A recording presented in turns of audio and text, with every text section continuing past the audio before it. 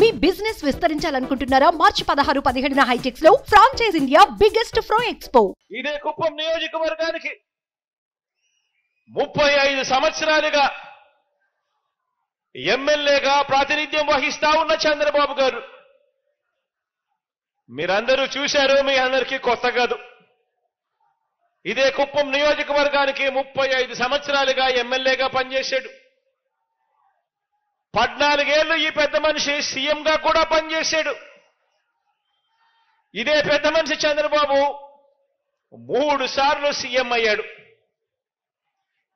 మరి 35 సంవత్సరాలలో Kuppam branch canal పనులు కూడా పూర్తి చేయలేకపోయాడు అనంటే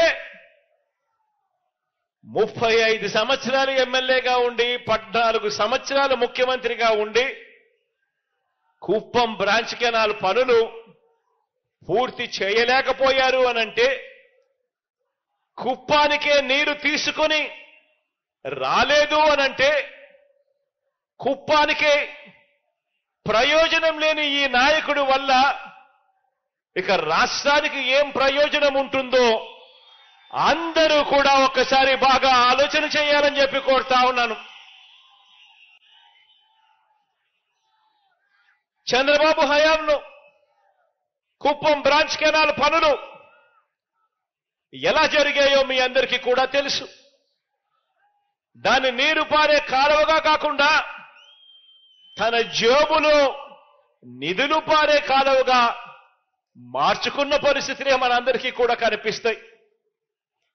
కాబట్టి ఈ కాంట్రాక్టును తనకు భారీ వాటా ఇచ్చే వారిలో ఎవరికి ఇవ్వాలి, అంచనాలు ఎలా పెంచాలి, మట్టి పనులు ఎలా పెంచుకోవాలి, ఇలా ఎంత మడుపులు పుచ్చుకోవాలి అన్న అంశం మీదనే చంద్రబాబు గారు రీసెర్చ్ చేశాడే తప్ప ఇక్కడ ప్రజలకు కానీ పక్కనే ఉన్న పలంనేరు ప్రజలకు కానీ ఈ 2 నియోజకవర్గాల్లో ఉన్న 2 లక్షల మంది ప్రజలకు కానీ వీరికి మంచినీళ్ళు ఎలా అందించాలి, వీరికి సాగునీరు ఎలా అందించాలి అన్న అంశం మీద కనీసమైన దృష్టి కూడా లేదు అనంటే ఆలోచన చేయమని అడుగుతా ఉన్నాను.